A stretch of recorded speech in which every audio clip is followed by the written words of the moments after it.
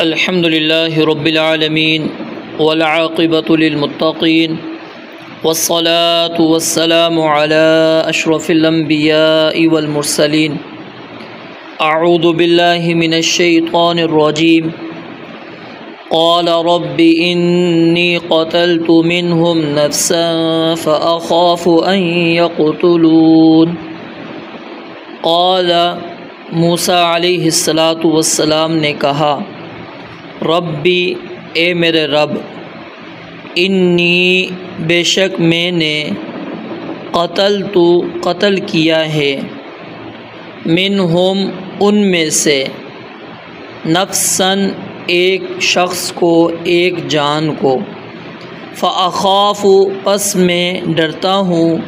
ان یقتلون کہ وہ مجھے قتل کر دیں گے، وأخی اور میرا بھائی ہارون علیہ السلام، ہوا وہ افصح زیادہ فصیح ہے، منی مجھ سے، لساناً زبان میں، فارسلہ پس اسے بھیج، معیہ میرے ساتھ، ردءً مددگار بنا کر۔ ردءً دیوار کے پشتے کو بھی کہتے ہیں جو اسے مضبوط کرنے کے لیے لگایا جاتا ہے، اور اسی طرح ردءً مددگار۔ یصدقونی کہ وہ میری تصدیق کریں، انی بے شک میں، اخاف ڈرتا ہوں، ان یکذبون کہ وہ مجھے جھٹلا دیں گے۔ قال اللہ رب العالمین نے ارشاد فرمایا، سنشد ہم ضرور مضبوط کریں گے، عضدک تیرا بازو، باخیک تیرے بھائی کے ساتھ، ونجعل اور ہم کر دیں گے، لکما تم دونوں کے لیے، سلطانا غلبہ، فلا یصلون پس وہ نہیں پہنچیں گے، الیکما تم دونوں تک، بآیاتنا ہماری آیات کے ساتھ، انتما تم دونوں ہی، ومن اتبعکما اور جو تمہاری پیروی کرے، الغالبون غالب رہنے والے ہو۔ فلما پھر جب، جاءہم موسیٰ ان کے پاس موسیٰ علیہ السلام آئے، بآیاتنا ہماری نشانیوں کے ساتھ، بینات جو واضح تھیں، قالوا تو انہوں نے کہا، ما ھذا نہیں ہے یہ، الا سحر مگر جادو، مفتری گھڑا ہوا، وما سمعنا اور ہم نے نہیں سنا، بھذا یہ، فی آبائنا الاولین اپنے پہلے باپ دادا میں، اپنے پہلے باپ دادا میں ہم نے یہ بات نہیں سنی۔ اللہ رب العالمین نے پہلی آیت مبارکہ کے اندر سیدنا موسیٰ علیہ السلام کے قول کو ذکر کیا، اور یہ قول یاد رکھیے، موسیٰ علیہ السلام نے ذمہ داری قبول کرنے سے انکار کے لیے نہیں کہا تھا، بلکہ جو ان کو مشکلات پیش آنے والی تھی، جو خطرات ان کو پیش آنے والے تھے، ان میں اللہ رب العالمین سے مدد کی درخواست کی، تو اس لیے انہوں نے ان خطرات کا ذکر کیا جو ان کو پیش آنے والے ہیں، اور اللہ رب العالمین سے مدد کی ضمانت حاصل کر لی۔ اور یہ بات یاد رکھیے، سیدنا موسیٰ علیہ السلام کی یہ عادت مبارکہ تھی کہ وہ مستقبل کے معاملات کے اندر بڑی گہرائی کے ساتھ سوچتے تھے اور دیکھتے تھے۔ اس کی دلیل جب نبی مکرم صلی اللہ علیہ وآلہ وسلم کو اللہ تعالیٰ نے 50 نمازوں کا تحفہ دے کر بھیجا، تو جب آپ علیہ السلام سیدنا موسیٰ علیہ السلام کے پاس سے گزرے، تو انہوں نے سوال کیا، پوچھا کہ اللہ رب العالمین نے آپ کو کیا انعام دیا ہے، کیا تحفہ دیا ہے؟ تو انہوں نے 50 نمازوں کا ذکر کیا۔ تو سیدنا موسیٰ علیہ السلام نے آپ کو مشورہ دیا کہ آپ جائیں رب العالمین سے سوال کریں اور کہیں کہ اللہ تخفیف کریں۔ تو یہ تخفیف ہوتے ہوتے ہوتے 5 نمازیں رہ گئیں، اور یہ کیا تھی؟ سیدنا موسیٰ علیہ السلام کی مستقبل کے متعلق ان کی جو عادت مبارکہ تھی، جو خطرات تھے کہ کس طرح امت میں بھی نبی بن کر مبعوث ہوا تھا، میں نے بھی بنی اسرائیل کے حالات کا جائزہ لیا ہے، اور وہ کس طرح اللہ رب العالمین کے احکامات کے ماننے میں سستی کاہلی کیا کرتے تھے۔ تو اس لیے سیدنا موسیٰ علیہ السلام نے آپ علیہ السلام کو یہ کہا کہ آپ جائیں اللہ رب العالمین کی بارگاہ کے اندر بار بار آپ تخفیف کا سوال کریں، اور اللہ رب العالمین کیا ہے؟ نمازوں کی تخفیف کر دیں گے۔ تو جب 5 ہو گئی، اس کے بعد بھی انہوں نے رائے دی، مشورہ دیا، لیکن آپ علیہ السلام نے فرمایا کہ نہیں، اب مجھے حیا آتی ہے، شرم آتی ہے کہ میں اب اللہ رب العالمین کے پاس مزید تخفیف کے لیے جاؤں۔ تو یہ سیدنا موسیٰ علیہ السلام کی کیا تھی؟ عادت مبارکہ تھی۔ تو اس لیے انہوں نے اس کے پیش نظر یہاں پر بھی اللہ رب العالمین نے یہی بات ذکر کی کہ انہوں نے پہلا خطرہ جو بیان کیا وہ کیا تھا؟ انی قتلت منہم نفسا، کہ میں نے ان کا ایک آدمی قتل کیا ہے۔ حالانکہ پیچھے ہم نے یہ بات پڑھ لی کہ موسیٰ علیہ السلام نے جان بوجھ کے قتل نہیں کیا تھا، لیکن اس کے باوجود انبیاء کرام علیہ السلام سے جو تھوڑی سی بھی غلطی ہو جاتی ہے وہ اس کو اپنے لیے ہلاکت کا باعث سمجھا کرتے تھے۔ اور پیچھے بھی میں نے آپ کو تفصیل کے ساتھ یہ بات سمجھا دی تھی کہ جب قیامت کا دن ہوگا، لوگ انبیاء کرام علیہ السلام کے پاس جائیں گے کہ اللہ رب العالمین سے دعا کریں، اللہ رب العالمین سے درخواست کریں کہ اللہ رب العالمین جو ہے حساب و کتاب شروع کریں۔ تو موسیٰ علیہ السلام کے پاس جب آئیں گے تو پھر وہ موسیٰ علیہ السلام کیا کریں گے؟ انکار کر دیں گے، اور کیا کہیں گے کہ انی قتلت نفسا، میں نے ایک جان کو قتل کیا ہے، لم عمر بقتلھا، جس کے قتل کا مجھے حکم نہیں دیا گیا تھا، تو میں تو اللہ رب العالمین سے یہ التجا نہیں کر سکتا، میرے اندر اتنی ہمت اور جرأت نہیں۔ حالانکہ اللہ رب العالمین نے کیا ہے؟ فغفر لہ، گناہ معاف کر دیا، بخش دیا، اور اللہ رب العالمین نے اس کے اوپر پردہ بھی ڈال دیا تھا، لیکن اس کے باوجود موسیٰ علیہ السلام کی عاجزی، انکساری کو دیکھیے، اور خوف دیکھیے، ڈر دیکھیے اللہ رب العالمین کا۔ تو یہاں پر یہی بات انہوں نے کہی، انی قتلت منہم نفسا، کہ میں نے ان میں سے ایک جان کو قتل کیا ہے، فاخاف ان یقتلون، تو مجھے یہ ڈر ہے کہ میں ابھی دعوت ہی اپنی پیش نہیں کروں گا، وہ مجھے دیکھتے ہی مجھے قتل کر دیں گے، کیونکہ میرے قتل کا حکم بھی انہوں نے جاری کر رکھا ہے۔ اب یہاں پر ایک بات جو مفسرین نے نقل کی ہے وہ یہ ہے کہ موسیٰ علیہ السلام کی جس فرعون نے پرورش کی تھی، جس نے آپ کو پالا تھا، وہ فوت ہو چکا تھا، اور جب موسیٰ علیہ السلام 10 سال بعد مدین سے واپس آئے تو وہ فرعون دوسرا تھا۔ اصل میں جو بھی مصر کا حاکم بنتا تھا، حکمران بنتا تھا، اس کو فرعون ہی کہا جاتا ہے، اس کو فرعون ہی کہتے ہیں، فرعون ہی اس کا لقب معروف تھا، اس کو فرعون کے نام سے ہی موسوم کیا جاتا تھا۔ تو سیدنا موسیٰ علیہ السلام جب مدین سے واپس آئے تو ان کو یہ ڈر تو تھا کہ حکم نامہ تو جاری ہوا ہے، اگرچہ یہ فرعون وہ فرعون نہیں ہے، لیکن اس کو پتہ تو ہے نا کہ یہ حکم جاری کیا گیا تھا موسیٰ علیہ السلام کے متعلق۔ اب قرآن کریم کو جب ہم پڑھتے ہیں کیا واقعی وہ فرعون وہی تھا یا دوسرا تھا، تو قرآن سے بھی کچھ اشارہ یہی ملتا ہے کہ وہ فرعون دوسرا تھا جس نے آپ کی پرورش کی، اور جس کی طرف موسیٰ علیہ السلام مبعوث کیے گئے تھے وہ فرعون دوسرا تھا، واللہ عالم۔ تو ایک خطرہ جو سیدنا موسیٰ علیہ السلام نے پیش کیا وہ کیا تھا کہ انی قتلت منہم نفسا فاخاف ان یقتلون، کہ مجھے ڈر ہے کہ وہ مجھے کیا کر دیں گے؟ قتل کر دیں گے، میری دعوت پیش کرنے سے پہلے ہی میرا کام تمام کر دیں گے، میری بات ہی نہیں سنیں گے۔ وَأَخِي ہارون، اب دوسرا جو سیدنا موسیٰ علیہ السلام نے خطرہ پیش کیا وہ کیا تھا کہ موسیٰ علیہ السلام پوری طرح بات واضح نہیں کر سکتے تھے، وہ اس وجہ سے کہتے ہیں میں ڈرتا ہوں کہ فرعون اور اس کے سردار مجھے جھٹلا دیں گے۔ اس کے اندر ایک حکایت بیان کی جاتی ہے جو کسی معتبر ذریعے سے ثابت نہیں ہے، اس لیے میں اس کو حکایت کہہ رہا ہوں، بات سند صحیح یہ بات ثابت نہیں ہے۔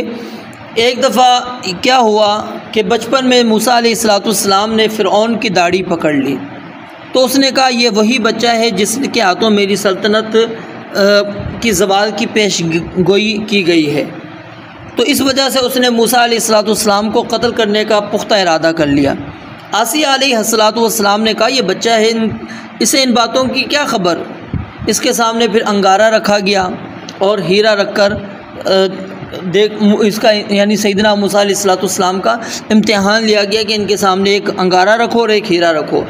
جب موسیٰ علیہ السلام کے سامنے انگارہ اور ہیرا رکھا گیا، ان کی آزمائش کی جانے لگی، تو موسیٰ علیہ السلام جو ہے ہیرے کی طرف ہاتھ بڑھانے لگے، تو جبریل امین علیہ السلام نے ان کا ہاتھ پکڑ کر انگارے کی طرف کر دیا اور انہوں نے اٹھا کر اس کو منہ میں ڈال دیا، کہ جس کی وجہ سے ان کی زبان جل گئی اور لکنت پیدا ہو گئی۔ تو یہ ایک حکایت ہے، بسند صحیح کسی معتبر ذریعے سے یہ بات ثابت نہیں ہے۔ البتہ سورہ طٰہٰ کے اندر اللہ رب العالمین نے موسیٰ علیہ السلام کی یہ دعا ذکر کی ہے، وَاحْلُلْ عُقْدَةً مِّن لِّسَانِي يَفْقَهُوا قَوْلِي، کہ ان کی زبان میں کچھ نہ کچھ گرہ موجود تھی، جس کی وجہ سے بات سمجھانے میں ان کو کیا آتی تھی، دقت پیش آتی تھی۔ تو انہوں نے اس کو دور کرنے کے لیے دعا کی اللہ رب العالمین سے۔ اور اسی طرح فرعون نے بھی سیدنا موسیٰ علیہ السلام کو اس بات کا طعنہ دیا تھا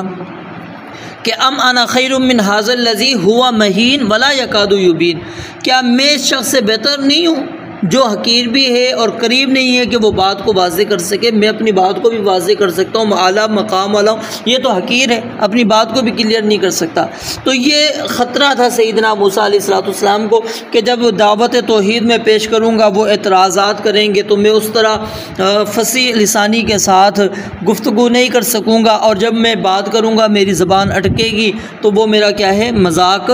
اڑائیں گے۔ تو اس لیے کہا وَأَخِي ہارون، کہ میرے بھائی ہارون ہیں جو افصح منی لساناً، مجھ سے زیادہ فصیح ہے زبان میں، ان کی زبان صحیح تیز چلتی ہے، اور اس کو میرا مددگار بنا دے اللہ، یصدقونی، تاکہ وہ میری تصدیق کرے، یعنی حق کو خوب کھول کر بیان کر دے، کفار کے اعتراضات کا ایسا جواب دے کہ انہیں پھر اعتراض کرنے کی جرت نہ ہو، جھٹلانے کی ان کو جرت نہ ہو۔ اور یہ زیادہ تفصیل آپ سورہ طٰہٰ کے اندر پڑھیں گے، وہاں پر موجود ہے۔ تو یہاں سے وہ چیز بھی رد ہو جاتی ہے جو شروع کے اندر میں نے آپ کو کہی کہ موسیٰ علیہ السلام ذمہ داری سے نہیں بھاگ رہے تھے، کیونکہ موسیٰ علیہ السلام رسالت کی ذمہ داری بہترین طریقے سے ادا کرنا چاہتے تھے، اس لیے تو انہوں نے یہ بات کہی کہ میرے بھائی ہارون کو جو ہے میرا ساتھی، میرا مددگار اللہ رب العالمین بنا دے۔ اب موسیٰ علیہ السلام کے بھائی جو ہیں ہارون، ان کے متعلق بعض سلف نے یہ لکھا ہے کہ کسی بھائی پر اس کے بھائی کا اتنا بڑا احسان نہیں ہے جتنا کہ احسان سیدنا موسیٰ علیہ السلام نے ہارون علیہ السلام پر کیا، کہ ان کی شفاعت سے اللہ رب العالمین نے ان کو نبوت عطا کر دی۔ اور یہاں سے موسیٰ علیہ السلام کا مقام و مرتبہ اس کا بھی ہمیں معلوم ہوتا ہے کہ اللہ رب العالمین کے ہاں ان کا مقام کیا تھا، وَكَانَ عِندَ اللَّهِ وَجِيهًا، کہ وہ اللہ کے ہاں بہت مرتبے والے تھے۔ دیکھیں اللہ سے انہوں نے ایک التجا کی اور اللہ رب العالمین نے ان کی اس التجا کو پورا کیا۔ تو اللہ رب العالمین نے کہا، جو موسیٰ علیہ السلام نے کہا نا کہ هو افصح منی لسانا فارسلہ معی یرید ان یصدقونی، کیوں، انی اخاف ان یکذبون، کہ وہ مجھے جھٹلا سکتے ہیں، میری دعوت کا انکار کر سکتے ہیں، تو اس لیے ہارون کو میرے ساتھ نبی بنا کر مبعوث کر دیں، بھیج دیں۔ تو اللہ رب العالمین نے موسیٰ علیہ السلام کی دعا کو قبول کیا، اور 3 باتوں کا اللہ رب العالمین نے وعدہ کیا۔ پہلا وعدہ کیا ہے کہ ہم سنشد عضدک باخیک، کہ ہم ہارون کو نبی بنا کر تمہارا بازو ضرور مضبوط کریں گے، وہ تمہارے ساتھ فرعون کے دربار میں جائیں گے۔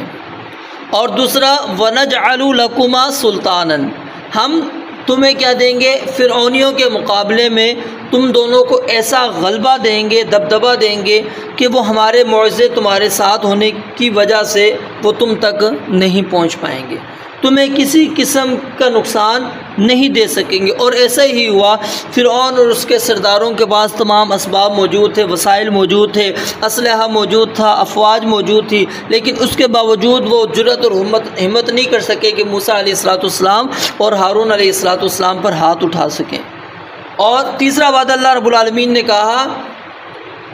انتما ومن اتبعکما الغالبون، کہ تیسرا وعدہ یہ کہ تم دونوں اور تمہارے پیروکار ہی غالب آئیں گے،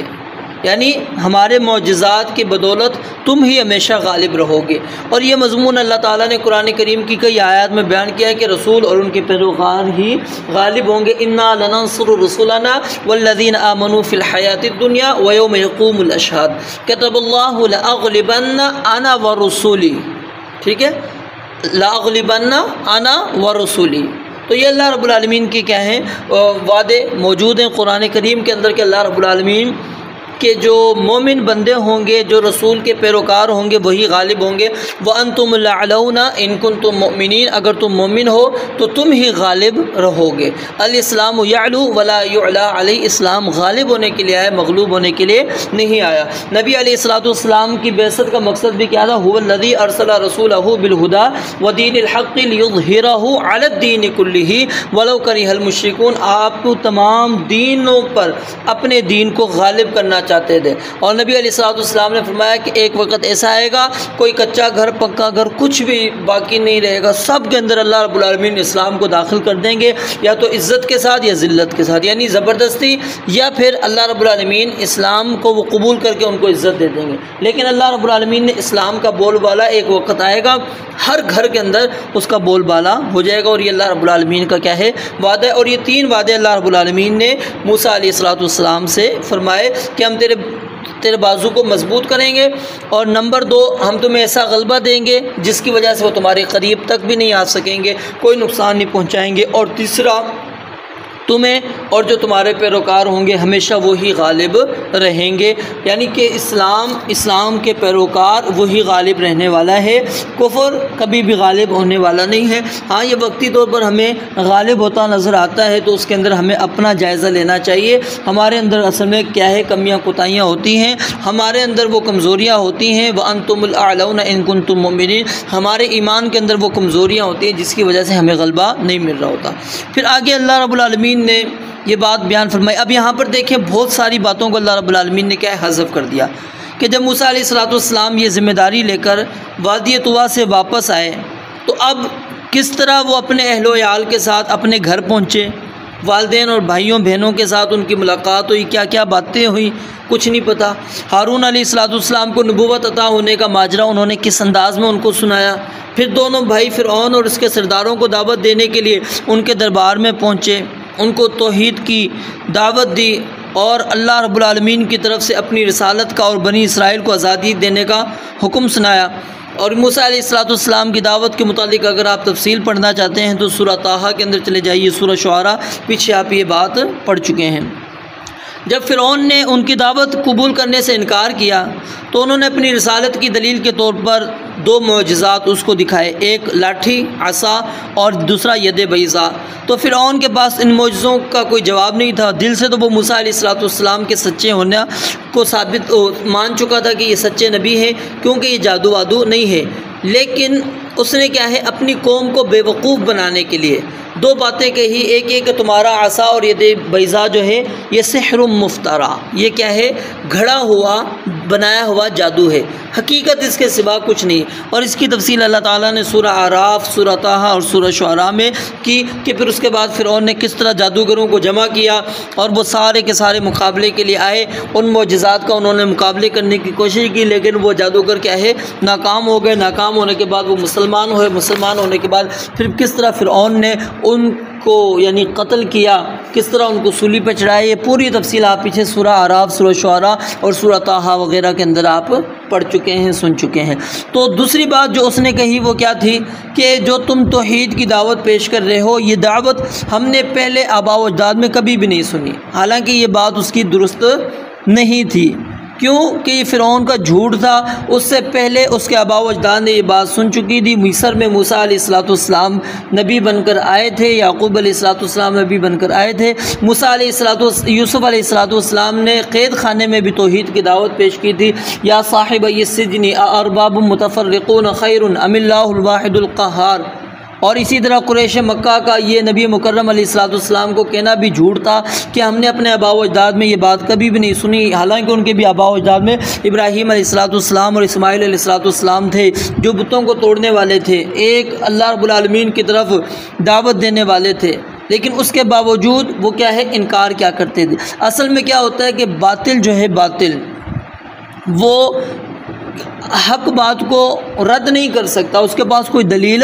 نہیں ہوتی اس کے ٹھکرانے کی، صرف حد درمی دکھاتے ہوئے وہ اپنے باطل پر ڈٹ جاتا ہے اور وہ یہ کہتا ہے کہ ہمارے آباء و اجداد نے تو یہ کام نہیں کیا۔ تو کیا کبھی ایسا ہوا ہے کہ باپ نے خسارے کا سودا کیا ہو تو ہم بھی خسارے کا سودا کریں؟ نہیں، ہم وہاں پر دنیا کے معاملات میں ترک کر دیتے ہیں، چھوڑ دیتے ہیں، اور دین کے معاملے کے اندر آ کر ہم یہ کہیں کہ ہمارے آباء و اجداد نے یہ کام نہیں کیا، ہم کیسے کریں؟ تو یہ اللہ رب العالمین نے آخر کے اندر ان کی یہ بات ذکر کی کہ جب موسیٰ علیہ السلام ان کے پاس واضح نشانیاں لے کر آئے تو انہوں نے کہا ما ھذا الا سحر مفترن، یہ گھڑا ہوا جادو ہے، وما سمعنا بھذا فی آبائنا الاولین، اور ہم نے یہ اپنے آباء و اجداد میں یہ دعوت جو توحید کی تم پیش کر رہے ہو ہم نے کبھی بھی یہ دعوت نہیں سنی۔ حالانکہ دعوت انہوں نے سن لی تھی، لیکن وہ کیا ہے، اپنی قوم کو بے وقوف بنانا چاہتا تھا۔ اور اس کی تفصیل آپ سورہ اسراء، سورہ بنی اسرائیل کے آخری رکوع کے اندر پڑھ سکتے ہیں۔ وَلَقَدْ آتَيْنَا مُوسَىٰ 9 آیَاتٍ بَيِّنَاتٍ فَاسْأَلْ بَنِي إِسْرَائِیلَ إِذْ جَاءَهُمْ فَقَالَ لَهُ فِرْعَوْنُ إِنِّي لَأَظُنُّكَ يَا مُوسَىٰ مَسْحُورًا قَالَ لَقَدْ عَلِمْتَ مَا أَنزَلَ هَٰؤُلَاءِ إِلَّا رَبُّ السَّمَاوَاتِ وَالْأَرْضِ بَصَائِرَ وَإِنِّي لَأَظُنُّكَ يَا فِرْعَوْنُ مَثْبُورًا۔ یہ ساری تفصیل اللہ رب العالمین نے وہاں پر ذکر کر دی۔ اسی طرح آپ سورہ اعراف کے اندر جا کر پڑھ لیے کس طرح اس نے اپنی قوم کو بے وقوف بنایا، اور وہ صرف اس لیے کہ اپنی بادشاہت کو برقرار رکھنا چاہتا تھا، اپنی حکومت کو برقرار رکھنا چاہتا تھا، اور اسی حکومت اور بادشاہت کو برقرار رکھنے کے لیے اس نے وہ سارے جادوگروں کو جمع کیا، جتنے بھی ماہر جادوگر تھے، تاکہ موسیٰ علیہ السلام کے اس جادو کا مقابلہ کر سکیں، لیکن وہ بے وقوف تھے۔ یہ جادو نہیں تھا، یہ معجزہ تھا جو اللہ رب العالمین نے سیدنا موسیٰ علیہ السلام کو عطا کیا تھا۔ رب العالمین سے دعا ہے اللہ تعالیٰ سمجھنے عمل کرنے کی توفیق عطا فرمائے۔ وآخر دعوانا الحمدللہ رب العالمین۔